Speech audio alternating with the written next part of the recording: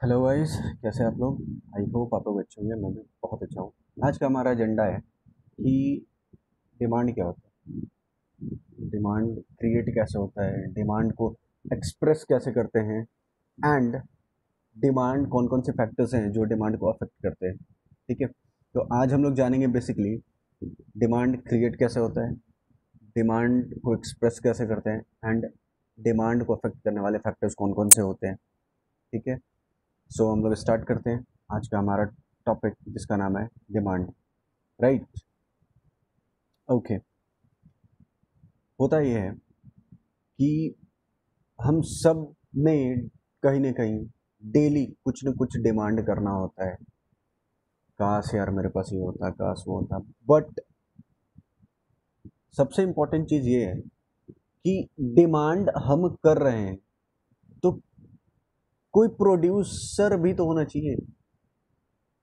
अगर मैं डिमांड कर रहा हूँ तो उस डिमांड को फुलफिल करने वाला कोई बंदा भी तो होना चाहिए।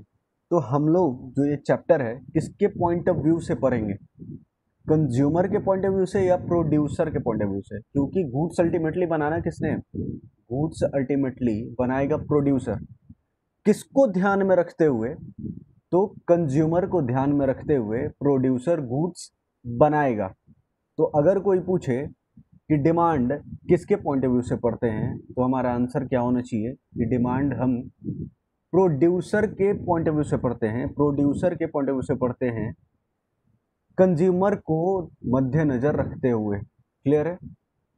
तो देखिए, हमारा सबसे पहला क्वेश्चन था कि डिमांड होता क्या है, डिमांड क्रिएट कैसे होता है। राइट, हमारा सबसे पहला क्वेश्चन क्या है, डिमांड होता क्या है और डिमांड क्रिएट कैसे होता है। क्लियर है। सो हम लोग देखने वाले हैं कि डिमांड क्रिएट कैसे होता है। डिमांड डिमांड क्रिएट कैसे होता है, डिमांड क्रिएट कैसे होता है। चलो, आप लोग ही एक बात बताओ। देखो, मान लो कोई मिस्टर एक्स है, ठीक है, या कोई मिस्टर वाई है। उसको फ़ोन लेना है। क्या लेना है उसने, फ़ोन। तो मिस्टर एक्स या फिर मिस्टर वाई को लेना है फ़ोन। तो उसने अपने पापा को बोला कि पापा मुझे आईफोन 11 प्रो चाहिए। क्या चाहिए, आईफोन 11 प्रो। क्या ये डिमांड है, क्या ये डिमांड है कि पापा मुझे आईफोन 11 प्रो चाहिए। तो क्या ये डिमांड हुआ, यस और नो। सारे लोग बताएं क्या मुझे, चलो छोड़ो मिस्टर एक्स को छोड़ो, मुझे आईफोन 11 प्रो चाहिए। तो मैंने क्या जताया, पहली चीज मैं क्या कर रहा हूँ, मैं कर ये रहा हूँ कि मैं अपना डिज़ायर शो कर रहा हूँ। मुझे आईफोन 11 प्रो चाहिए, ये क्या है, डिज़ायर। क्या, डिज़ायर। ठीक है, इच्छा है मेरे पास कि मुझे आईफोन 11 प्रो चाहिए। ये मेरी इच्छा है, ये मेरा डिज़ायर है। क्लियर है। तो क्या डिज़ायर होने से प्रोड्यूसर का डिमांड फुलफिल हो रहा है, सॉरी, तो क्या डिज़ायर होने से आपका डिमांड फुलफिल हो रहा है, क्या डिज़ायर होने से प्रोड्यूसर का गुड्स बिग मार्केट में सेल हो जा रहा है। तो नहीं, सिर्फ डिज़ायर का होना ही जरूरी नहीं है। डिज़ायर के होने के साथ साथ आपके पास होना चाहिए एबिलिटी।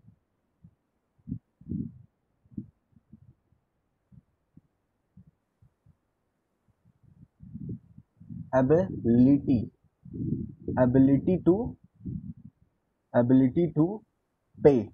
क्या होना चाहिए, एबिलिटी टू पे होना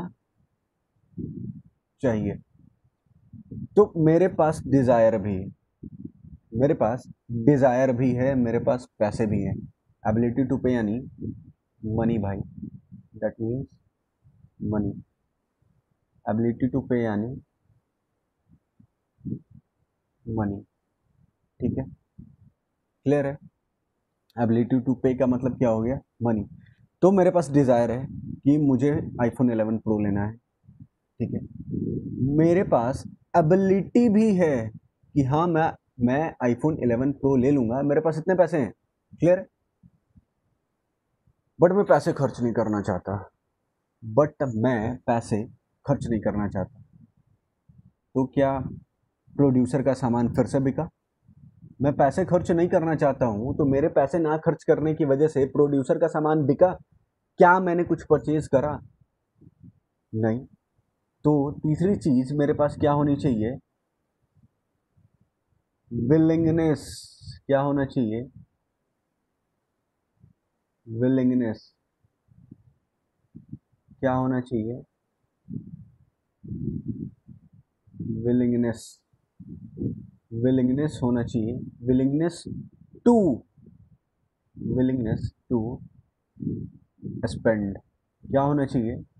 विलिंगनेस टू स्पेंड। ठीक है। अब देखो, अब हमारे पास तीन चीजें हैं। अब हमारे पास टोटल कितनी चीजें हैं? तीन चीज।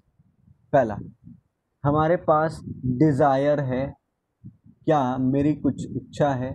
हाँ, मेरी इच्छा ये है कि मुझे आईफोन 11 प्रो लेना है, ओके। दूसरी चीज, क्या मेरे पास एबिलिटी टू पे है, यानी क्या मेरे पास पैसे हैं? क्या मेरे पास पैसे हैं? तो आंसर इज यस, ठीक है। थर्ड, क्या मैं उस पैसे को खर्च करना चाहता हूं? क्या मैं उस पैसे को खर्च करना चाहता हूं? The answer is yes. तो क्या डिमांड क्रिएट हुआ? तो क्या मार्केट में डिमांड क्रिएट हुआ? मेरे पास डिजायर है, पहली चीज मेरे पास डिजायर है। सेकंड थिंग, मेरे पास एबिलिटी टू पे है। मेरे पास डिजायर भी है, मैं पैसे खर्च भी करना चाहता हूं, और सॉरी, मेरे पास डिजायर भी है, मेरे पास डिजायर है, मेरे पास पैसे भी हैं, और मैं उस पैसे को खर्च भी करना चाहता हूं, ठीक है। मुझे फोन लेना है, मैं उसके लिए पैसे, उस फोन के लिए मेरे पास पैसे हैं, और मैं उस फोन के लिए उस पैसे को खर्च भी करूंगा। तो क्या डिमांड क्रिएट हुआ? तो क्या डिमांड क्रिएट हुआ? ऑब्वियसली, बिल्कुल डिमांड क्रिएट हुआ। हमारा डिजायर, हमारा एबिलिटी टू पे एंड हमारा विलिंगनेस टू स्पेंड, जहां पे ये तीनों चीजें मिलती हैं वही क्या होता है? डिमांड, ठीक है। तो डिमांड क्रिएट होने के लिए तीन चीजें रिक्वायर्ड होती हैं। पहला डिजायर, दूसरा एबिलिटी टू पे, एंड तीसरा विलिंगनेस टू स्पेंड। क्लियर है? ओके।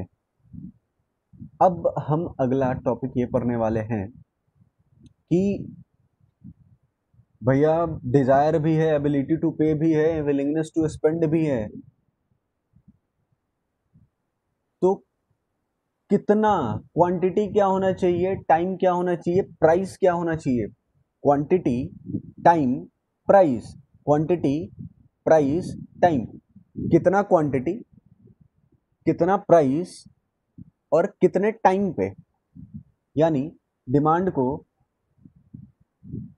एक्सप्रेस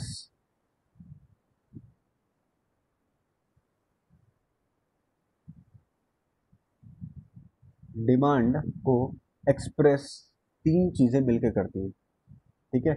डिमांड फिर से एक्सप्रेस करने के लिए तीन चीजें हैं, ठीक। ओके। पहला क्वांटिटी। पहला क्या है?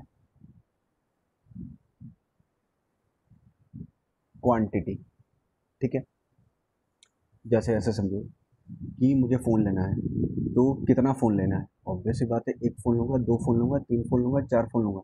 दैट मीन्स मैं उसको मेज़र कर रहा हूँ ना, नंबर ऑफ टर्म्स में, नंबर्स में मेज़र कर रहा हूँ ना, कि एक फ़ोन लेना है या दो फ़ोन लेना है। मुझे टी शर्ट लेना है, तो एक टी शर्ट लेना है या दो टी शर्ट लेना है? मुझे सब्जी लेना है, तो कितना केजी लेना है? तो क्वांटिटी के टर्म में, यानी न्यूमेरिक टर्म में मैं मेजर करूंगा ना, एक्सप्रेस करूंगा, न्यूमेरिक टर्म में एक्सप्रेस करूंगा ना कि मुझे कितना सामान चाहिए, ठीक है। तो ये क्या होगा, ये क्या हो गया, क्वांटिटी। अगला चीज है price, next one is price, next one is, अगला चीज हमारे पास दूसरी चीज है प्राइस, कि भैया प्राइस क्या होगा। ठीक है, हमारे पास, मेरे को पता है कि मेरे को कितना क्वांटिटी चाहिए, बट वो क्वांटिटी किस प्राइस पे चाहिए ये भी तो पता होना चाहिए ना।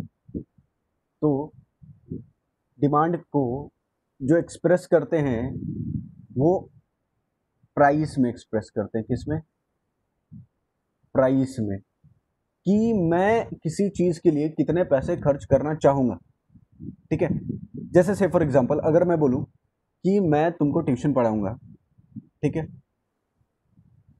और मैंने ट्यूशन फी रखा से फॉर एग्जांपल 3,000, ठीक है, पर बच्चा 3,000, तो हो सकता है कि सब लोग देने को रेडी हो जाए, ठीक है, सब लोग देने को रेडी हो जाए, बट अगर मैं फी रख दूं 20,000 रुपये, तो क्या तुम लोग पैसे स्पेंड करना चाहोगे, 20,000 रुपये खर्च करना चाहोगे, बोलोगे सर आप खुद पढ़ा लो मैंने नहीं पढ़ना। ठीक है, तो डिमांड को प्राइस के टर्म में एक्सप्रेस करेंगे। Okay, and third time, and third क्या होना चाहिए, टाइम, थर्ड क्या होता है, टाइम। ठीक है, अब देखो टाइम कैसे, पहली चीज, भैया मेरे को, आप दुकान में गए, आप दुकान में जाते हो और शॉपकीपर को बोलते हो कि भैया मेरे को एक डेयरी मिल्क दो 60 रुपए वाली, ठीक है, कल, क्या बोल रहे हो, सॉरी, भैया मेरे को एक डेयरी मिल्क चाहिए 60 रुपए वाली अभी, दैट मीन्स क्वांटिटी है, इसका मतलब क्वांटिटी है, बिल्कुल है, क्वांटिटी है, हाँ है, कितना, क्वांटिटी कितना है, एक, क्वांटिटी कितना है, एक, ठीक है, क्वांटिटी है हमारे पास, क्वांटिटी है एक, प्राइस क्या पे कर रहे हैं उस क्वांटिटी के लिए, 60, कितना प्राइस पे कर रहे हैं, 60, और वो चॉकलेट कब चाहिए, अभी, और वो चॉकलेट कब चाहिए, अभी। ठीक है, तो ये क्या हुआ, आपने डिमांड को एक्सप्रेस करा ना क्वांटिटी प्राइस एंड टाइम के टर्म में, कि भैया मेरे को एक चॉकलेट चाहिए 60 वाली अभी, या फिर भैया मेरे को 20 पीस चॉकलेट चाहिए 60 वाली कल। तो ये क्या है, आप डिमांड को एक्सप्रेस कर रहे हो ना क्वांटिटी के टर्म में, क्लियर है। तो डिमांड होने के लिए क्या क्या होना जरूरी है, पहला डिमांड क्रिएट कैसे होता है, पहला डिमांड क्रिएट कैसे होता है, और डिमांड को एक्सप्रेस कैसे करते हैं, राइट। डिमांड क्रिएट कैसे होता है और डिमांड को एक्सप्रेस कैसे करेंगे। तो डिमांड क्रिएट होने के लिए तीन चीजें चाहिए, पहली चीज डिजायर होना चाहिए, इच्छा होनी चाहिए, बिल्कुल सही, इच्छा होनी चाहिए। क्या इच्छा होने से डिमांड हो जाएगा, नहीं, तो उसके लिए क्या होना चाहिए, मनी भाई, दैट मीन्स पैसे होने चाहिए। दूसरी चीज पैसा होना चाहिए, यानी पैसे भी हैं मेरे पास। तीसरी चीज पैसा खर्च करने का इच्छा शक्ति भी होना चाहिए, राइट, पैसा खर्च करने का इच्छा शक्ति भी होना चाहिए, क्लियर है। ओके, नेक्स्ट, तो ये तो हो गया कि डिमांड भैया हो गया हमारा, यहाँ पे डिमांड हमारा हो जाता है क्रिएट, यहाँ पे हमारा डिमांड क्या हो जाता है, क्रिएट। अब डिमांड क्रिएट हो गया तो एक्सप्रेस कैसे करें, तो एक्सप्रेस करने का तरीका है क्वांटिटी प्राइस टाइम, क्या है, क्वांटिटी प्राइस टाइम। ठीक है, तो ये सारी चीजें हो गई डिमांड से रिलेटेड, कि डिमांड क्रिएट कैसे होगा और डिमांड एक्सप्रेस कैसे होगा, यानी डिमांड क्रिएट कैसे होगा और डिमांड एक्सप्रेस कैसे होगा। क्लियर है यहाँ तक आप सभी को। तो ये सारी चीज़ें हैं, तो ये सारी चीज़ें हैं जो क्या करती हैं, डिमांड को क्रिएट करती हैं एंड डिमांड को एक्सप्रेस करती हैं। ठीक है, ये सारी चीज़ें हैं जो डिमांड को क्रिएट करती हैं एंड डिमांड को एक्सप्रेस करती हैं, राइट। चलिए आगे बढ़ते हैं, थोड़ा सा और जानने की कोशिश करते हैं कि क्या फैक्टर्स हैं जो डिमांड को अफेक्ट करते हैं। कुछ कुछ फैक्टर्स हैं जो डिमांड को अफेक्ट करते हैं। सो हम लोग जानने की कोशिश करते हैं कि वो कौन कौन से फैक्टर है जो डिमांड को अफेक्ट करेंगे, राइट। चलिए आते हैं हम लोग ना, अगला टॉपिक है हमारा, क्या फैक्टर्स हैं, क्या factors affecting, factors affecting demand, factors affecting demand, ठीक है। तो हमारे पास सबसे पहला फैक्टर आता है, सबसे पहला फैक्टर आता है प्राइस। क्या आता है? Price, price, price of what? Price of commodity, price of commodity, price of commodity. That means, आप एक बात बताओ, प्राइस ऑफ कमोडिटी में आप एक बात बताओ, अगर आईफोन 11 का, अगर आईफोन 11 का प्राइस 1 लाख, अभी फिलहाल आईफोन 11 का अगर प्राइस हम से फॉर एग्जांपल लेना चाहें तो हम ले लेते हैं 1,25,000, राइट। कितना है? 1,25,000, कितना? 1,25,000, ठीक है। अगर आईफोन अपना प्राइस 20,000 रुपये कर दे, अगर आईफोन अपना आईफोन 11 का प्राइस, अगर एप्पल अपना आईफोन 11 का प्राइस 20,000 रुपये कर दे, कितना? I am talking about 20,000 rupees, तो क्या सबके पास आईफोन होगा? तो क्या सबके पास आईफोन होगा? सबके पास आईफोन होगा, राइट, ठीक है। आईफोन सबके पास होगा, क्लियर है? ओके।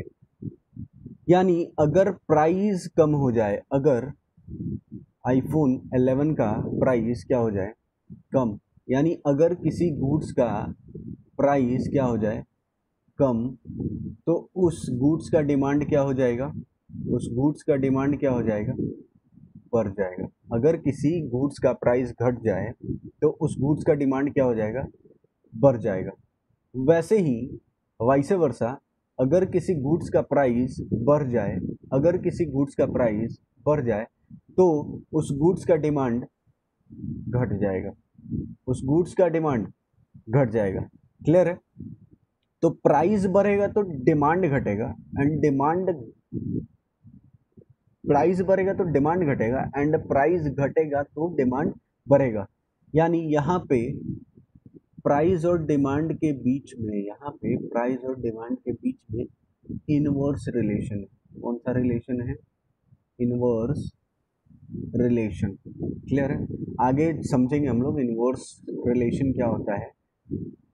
तो इनवर्स रिलेशन समझने के पहले कुछ और चीज़ें हैं जो हम लोग समझ लेते हैं, ठीक है। देखो, प्राइस ऑफ कमोडिटी में एक चीज़ बोलते हैं कि सेटरस पैरिबस, क्या बोलते हैं? सेटरस पैरिबस। सेटरस पैरिबस का मतलब होता है अदर थिंग्स बीइंग कांस्टेंट या equal, other things being constant या इक्वल, यानी अन्य बातें समान रहने पर, अन्य बातें सामान्य रहने पर, यानी यहाँ पे चेंजेस किस में होंगी? तो यहाँ पे चेंजेस होगी भैया प्राइस में, चेंजेस किस में होगा? प्राइस में, ठीक है। बाकी सारी चीज़ें क्या होंगी? कांस्टेंट, यानी इनकम क्या होगा? No change.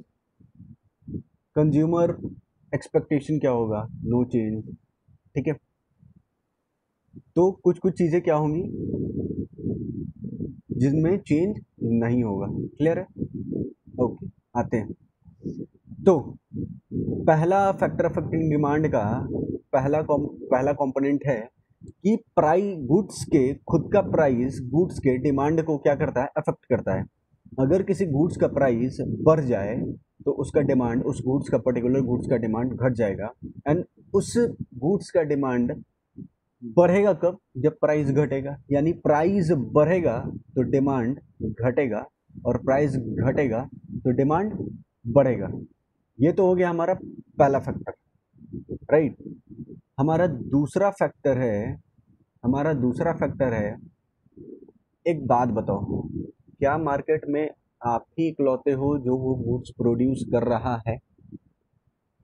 क्या आप मार्केट में इकलौते हो? क्या आपने मोनोपोली क्रिएट कर रखा है? नहीं। क्या आप मार्केट में इकलौते हो जो वो गुड्स आप सप्लाई कर रहे हो? नहीं। यानी आपके जैसे और भी लोग होंगे जो वो उस गुड्स को सप्लाई कर रहे होंगे, राइट। यानी आपके जैसे और भी लोग होंगे जो उस गुड्स को क्या कर रहे होंगे, सप्लाई कर रहे होंगे, ठीक है। तो हमारा दूसरा फैक्टर है जो हमारे डिमांड को अफेक्ट करेगा, price of related commodity, price of related commodity. और ये रिलेटेड कमोडिटी जो है ना बेटा लोग, दो तरह का होता है। और ये रिलेटेड कमोडिटी कितने तरह का होता है? दो तरह का। पहला, और ये रिलेटेड कमोडिटी जो है वो बेसिकली कितने तरह का हुआ, तो भैया रिलेटेड कमोडिटी जो है वो दो तरह का हुआ, राइट। तो हमारा रिलेटेड कमोडिटी दो तरह का हुआ, पहला सब्स्टिट्यूट गुड्स और दूसरा कॉम्प्लीमेंट्री गुड्स। पहला क्या हुआ? सब्स्टिट्यूट। सब्स्टिट्यूट यानी जो एक दूसरे की कमियों को पूरा करेगा। सब्स्टिट्यूट यानी क्या? जो एक दूसरे की कमियों को पूरा करेगा। Example, example, example, example, T, T, T and coffee. Example, T and coffee. Substitute goods का मतलब जो एक दूसरे के जगह यूज कर सकते हैं। सब्स्टिट्यूट का मतलब जो एक दूसरे के जगह यूज कर सकते हैं। सब्स्टिट्यूट का मतलब क्या हुआ? जिनको एक दूसरे के बदले यूज किया जा सकता है, जैसे टी एंड कॉफी। अगर देखो, अगर चाय का दुकान, अगर चाय दुकान वाला चाय का प्राइस बढ़ा दे, ऐसा समझो ये चाय दुकान है और ये कॉफ़ी शॉप है। ये क्या है? चाय की दुकान। और इसी चाय की दुकान में क्या है, इसी चाय की दुकान के पास में क्या है? कॉफ़ी का दुकान, ठीक है। यहाँ पे मिल रहा है टी और यहाँ पे मिल रहा है कॉफ़ी, ठीक है। अगर चाय वाला चाय का प्राइस बढ़ा दे, अगर चाय वाला चाय का प्राइस बढ़ा दे तो डिमांड किसका बढ़ेगा? कॉफ़ी का। प्राइस बढ़ किसका रहा है? चाय का। जिसके वजह से डिमांड बढ़ किसका रहा है? कॉफ़ी का। क्योंकि अगर उतने ही प्राइस में कंज्यूमर को बेटर चीज़ मिल रहा है तो वो उधर शिफ्ट करेगा ना, ना कि वो वही चाय पे अटका रहेगा। क्लियर है? तो चाय एंड कॉफ़ी क्या हो गया? एक दूसरे का सब्स्टिट्यूट। यानी हम चाय ना पी के मैं क्या पी लूँगा? कॉफ़ी। क्लियर है? Next example, Coke and Pepsi. Next example, Coke and Pepsi. अगर कोक वाला, अगर कोक वाला कोक का प्राइस कम कर दे, अगर कोक वाला कोक का प्राइस कम कर दे तो पेप्सी का डिमांड पे क्या इफेक्ट पड़ेगा? कोक वाले ने प्राइस कम करा है जिसके वजह से पेप्सी का डिमांड क्या हो जाएगा? अरे भैया घट जाएगा। क्योंकि अगर आप कोई चीज़ प्रोड्यूस कर रहे हो तो आप अपने दिमाग में एक चीज़ और रखना कि मेरा कंपटीटर भी है मार्केट में और वो अपना सामान कैसे बेच रहा है, ठीक है। उसी के अकॉर्डिंग आपको अपने सामान का प्राइस रखना होगा। क्लियर है? तो अगर कोक का प्राइस घटता है तो पेप्सी का डिमांड घट जाएगा। दैट मीन्स इसका मतलब यही हुआ कि डिमांड बढ़ा किसका, तो भैया डिमांड किसका बढ़ा, कोक का। इसका प्राइस ना घटा है ना बढ़ा है, इसका प्राइस ना घटा है ना बढ़ा है, ठीक है। इसके प्राइस में कोई चेंज नहीं हुआ है, फिर भी इसका डिमांड घट इसलिए गया क्योंकि इसका जो सब्स्टिट्यूट था उसका प्राइस घट गया। क्लियर है। तो ये था कौन सा गुड्स, सब्स्टिट्यूट गुड्स। एंड अगला है कॉम्प्लीमेंट्री। कॉम्प्लीमेंट्री गुड्स का मतलब होता है वैसा गुड्स जो एक साथ यूज होते हैं, ऐसा गुड्स जिसका यूज एक साथ होता है, यानी वो ये गुड्स एक दूसरे के बिना क्या होंगे, अधूरे, ठीक है। यानी दो गुड्स एक काम, ठीक है। दो गुड्स, गुड्स दो होंगे, पर्पस क्या पूरा करेगा, एक। दो गुड्स मिलके एक पर्पस को पूरा करेगा, ठीक है। देखो ऐसा समझो, मान लो मैंने बाइक परचेज कर लिया, मान लो मैंने क्या परचेज करा, बाइक। तो उसमें पेट्रोल ना डाला हूं तो बाइक मेरा चलेगा। हाँ, बाइक मैंने परचेज करा, अगर मैं उसमें पेट्रोल ना डाला हूं तो क्या मेरा बाइक चलेगा, नहीं। तो बाइक एंड पेट्रोल क्या हुआ, तो बाइक एंड पेट्रोल क्या हुआ, कॉम्प्लीमेंट्री गुड्स। ओके। दूसरा, मैंने चाय बनाया, मैं चाय बना रहा हूँ और चीनी नहीं डाल रहा हूँ, मैं चाय बना रहा हूँ और चीनी नहीं डाल रहा हूँ, तो क्या चाय का मीनिंग बनता है, नो। तो चाय एंड चीनी क्या हुआ, कॉम्प्लीमेंट्री गुड्स, यानी चाय में चीनी होगा तभी जाके वो एक दूसरे की कमी को पूरा करेंगे, यानी चाय में चीनी का होना जरूरी है, हाँ भैया बहुत जरूरी है। अब ऐसे समझो, अगर चीनी का प्राइस, अगर चीनी का प्राइस क्या हो जाए, बढ़ जाए, अगर चीनी का प्राइस क्या हो जाए, बढ़ जाए, तो चाय का प्राइस, चाय का डिमांड क्या होगा, प्राइस बढ़ किसका रहा है, प्राइस बढ़ रहा है चीनी का, डिमांड घट किसका रहा है, चाय का। प्राइस बढ़ रहा है चीनी का, डिमांड किसका घट रहा है, चाय का। क्लियर है। तो समझ में आया, प्राइस ऑफ रिलेटेड कमोडिटी एक दूसरे के डिमांड को किस तरह से अफेक्ट करते हैं। सब्स्टिट्यूट गुड्स के केस में क्या हुआ, अगर कॉफी का प्राइस, अगर चाय का प्राइस बढ़ता है तो डिमांड किसका बढ़ेगा, कॉफी का, ठीक है। कोक एंड पेप्सी में क्या हुआ, अगर कोक का प्राइस घटेगा तो डिमांड किसका बढ़ेगा, कोक का प्राइस घटेगा तो डिमांड किसका घटेगा, सॉरी कोक का प्राइस घटेगा तो डिमांड किसका घटेगा, ऑब्वियस बात है पेप्सी का डिमांड घटेगा, ठीक है। अब आ जाओ कॉम्प्लीमेंट्री गुड्स में। कॉम्प्लीमेंट्री गुड्स का मतलब वैसा गुड्स जो एक दूसरे के साथ मिलके, ठीक है, किसी एक काम को करे, ठीक है। दैट मीन्स कॉम्प्लीमेंट्री का मतलब दो गुड्स मिलके एक पर्पस को पूरा कर रहे हैं, राइट। लाइक बाइक और पेट्रोल, तब जाके बाइक का मायने बनता है। बाइक में अगर पेट्रोल नहीं डालेंगे तो क्या बाइक चलेगा, नो। अगर मैं चाय में चीनी नहीं डालता हूँ तो क्या चाय के मायने बनते हैं, चाय का मीनिंग बनता है, नो। अब ये मत कहना कि सर शुगर वाला, शुगर पेशेंट है तो उसको शुगर फ्री चाहिए, चाय चाहिए, बकवास नहीं, बदमाशी नहीं, बिल्कुल नहीं। I am not going to tolerate this. Okay, next, third है हमारा, हमारे पास थर्ड फैक्टर है, third and most important factor, income, income of whom, income of consumer. एक बात बताओ, एक बात बताओ मेरे को, चलिए। तो मैं ये पूछ रहा हूँ कि डिमांड किस चीज़ पे डिपेंड करता है, अदर थिंग्स को कांस्टेंट रखिए, तो डिमांड किस चीज़ पे डिपेंड करता है, प्राइस पे, ठीक है। अगर कंज्यूमर का इनकम कम है, अगर कंज्यूमर का इनकम क्या है, कम, तो क्या वो गुड्स का डिमांड करेगा, क्या वो गुड्स का डिमांड करेगा, क्योंकि उसके पास क्या नहीं है, एबिलिटी टू पे, डिज़ायर है, बट एबिलिटी टू पे नहीं है। तो इनकम जो है क्या वो डिमांड को अफेक्ट करता है? जी हाँ, बिल्कुल करता है। ऐसे समझो, मान लो एक्स के पास बहुत सारा पैसा है, तो वो बहुत सारे गुड्स का डिमांड कर सकता है ऑब्वियसली, अगर वो खर्च करना चाहे तो। मान लो वाई है जिसका इनकम 20,000 रुपये है। कितना है? वाई का इनकम है 20,000 रुपये। तो वाई क्या आईफोन 11 लेना चाहेगा? नो। मन होगा लेने का, यानी डिजायर होगा, बट एबिलिटी टू स्पेंड नहीं है, एबिलिटी टू पे नहीं है।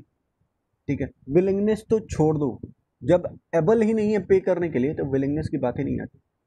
तो क्या कंज्यूमर का इनकम कंज्यूमर के डिमांड को अफेक्ट करेगा? जी हाँ, बिल्कुल करेगा। ठीक है, next, taste and preference. Taste taste and preference.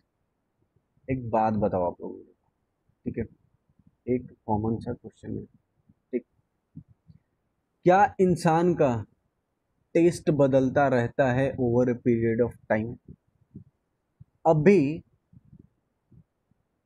Phone phone का एग्जांपल लेते हैं, एग्जांपल लेते हैं हम किसका? फोन का, राइट। पहले लोग एक कैमरा से भी एक फोन में एक ही कैमरा होता था, वो होता था प्राइमरी कैमरा जो होता था, ठीक है, लोग उससे भी काम चला लेते थे। बट अब लोगों को क्या चाहिए? भैया सेल्फी और फोटो बढ़िया आना चाहिए, ठीक है, तो वो क्या करते हैं, 2-3 कैमरा वाला फ़ोन उनको चाहिए होता है। तो क्या over a period of time consumer का टेस्ट चेंज हुआ, राइट? अब हो गया उनको क्या, भैया सेल्फी लेने के लिए सेल्फी भी लेना है हमको, तो ऐसा फ़ोन दिखाओ जिसमें सेल्फी बहुत बढ़िया है। सेल्फी लेना है तो ऐसा फ़ोन दिखाओ जिसमें सेल्फी बहुत बढ़िया है, ठीक है। तो क्या over a period of time लोगों का टेस्ट चेंज हो रहा है? लोग शिफ्ट कर रहे हैं अपना टेस्ट, ठीक है। पहले एक कैमरा होता था, सफिशियंट होता था, ठीक है। मुझे याद है जब मैंने अपना पहला फ़ोन परचेज किया था, नोकिया 5233, ठीक है, उसमें 2 मेगापिक्सल कैमरा था। एंड मेरे को लगता था यार मैं बहुत सेटिस्फाइड हूँ, क्योंकि उसका पिक्चर क्वालिटी, माय गॉड, अगर वो फ़ोन मतलब अभी मेरे पास होता तो मैं दिखाता, बट अनफॉर्चुनेटली बहुत दिन हो गए। उसका 2 मेगापिक्सल उस टाइम पे बहुत मायने रखता था। क्या आज के टाइम पे वो 2 मेगापिक्सल वाला फ़ोन मायने रखता है? अरे उसको लोग पूछेंगे तक नहीं। आजकल लोगों को क्या चाहिए, भैया 64 मेगापिक्सल होना चाहिए, प्लस 2-4 और कैमरे होने चाहिए, ठीक है। एक वाइड एंगल लेने के लिए होना चाहिए, एक जूम के लिए होना चाहिए, ठीक है। ऐसे कर करके क्या है, लोगों का टेस्ट चेंज होता जा रहा है। क्लियर है? प्रेफरेंस, देखो प्रेफरेंस में हुआ क्या, एक जगह आईफोन एक जगह आईफोन 11 है, एक जगह आईफोन 11 है, और एक जगह मान लो ओप्पो है। क्या है? ओप्पो। एक आईफोन 11 है, एक आईफोन, ये क्या है, 11, और एक ओप्पो है। लोग प्रेफर क्या करेंगे, ओप्पो या आईफोन 11? लोग प्रेफर क्या करेंगे, ओप्पो या आईफोन 11? लोग बेटर जो है वहां पे शिफ्ट करना चाहेंगे ना, जो क्वालिटी दे, जो जहाँ पे क्वालिटी बेटर मिले, जहाँ पे फंक्शंस बेटर मिले, लोग वहाँ शिफ्ट करना चाहेंगे ना। तो क्या प्रेफरेंस की वजह से भी डिमांड अफेक्ट होता है? तो हाँ, बिल्कुल होता है। क्या टेस्ट की वजह से डिमांड अफेक्ट होता है? बिल्कुल, टेस्ट की वजह से भी डिमांड अफेक्ट होता है। And the last one and the last one last है हमारा अदर फैक्टर्स। लास्ट है अदर फैक्टर्स। अब अदर फैक्टर्स में आएंगे size of population, size of population, मतलब भैया पॉपुलेशन मरा रहेगा तो क्या? बेटा पॉपुलेशन ज़्यादा होगा तो चीज़ों का डिमांड ज़्यादा होगा, ठीक है। और पॉपुलेशन कम होगा तो वहाँ पे उस चीज़ की डिमांड भी कम होगी, हर एक चीज़ की डिमांड कम होगी। ऐसा समझो, जहाँ पे पॉपुलेशन ज़्यादा है तो लोग अगर डेली शाम में सब्जी लेने जाते हैं, पॉपुलेशन ज़्यादा है तो जो सब्जी बेचने वाला है वो ज़्यादा क्वांटिटी में सब्जी लाएगा ना, राइट। अगर पॉपुलेशन कम है तो जो सब्जी बेचने वाला है क्या ज़्यादा क्वांटिटी में सब्जी लाएगा या कम क्वांटिटी में सब्जी लाएगा? कम क्वांटिटी में सब्जी लाएगा। तो क्या पॉपुलेशन के ऊपर डिमांड डिपेंड करता है? बिल्कुल करता है, ठीक है। And second thing, composition of population, composition of population. अब देखो ये क्या होता है भैया, साइज तो पता चल गया, बट एक कॉम्पोजिशन क्या होता है? तो बेटा कॉम्पोजिशन का मतलब ये होता है कि उस पॉपुलेशन में बच्चे कितने हैं, यंग कितने हैं, और बुजुर्ग लोग कितने हैं। अगर बच्चे ज़्यादा होंगे तो वहाँ पे चॉकलेट, ठीक है, चॉकलेट का डिमांड ज़्यादा होगा, डाइपर्स का डिमांड ज़्यादा होगा, टॉयज़ का डिमांड ज़्यादा होगा, ठीक है। और बच्चे कम रहेंगे तो भैया रिस्पेक्टिवली ये सब डिमांड कम होंगे। अब बात करते हैं यंग लोगों की, दैट मीन्स हम लोग, अगर हम लोग जैसे लोग ज़्यादा होंगे, दैट मीन्स यंग लोग ज़्यादा होंगे, तो वहाँ पे बुक्स, कॉपीज़, पेन, पेंसिल, ठीक है, मूवीज़, ठीक है, चॉकलेट्स, रेस्टोरेंट, इन सब का डिमांड बढ़ जाएगा ना, राइट। एंड अगर जहाँ पे बहुत ज़्यादा बुजुर्ग लोग हैं, जहाँ के कॉम्पोजिशन में, जहाँ के पॉपुलेशन के कॉम्पोजिशन में बहुत ज़्यादा बुजुर्ग लोग हुए हैं, तो वहाँ पे किस चीज़ का डिमांड ज़्यादा होगा? मेडिसिन, ठीक है, चश्मा,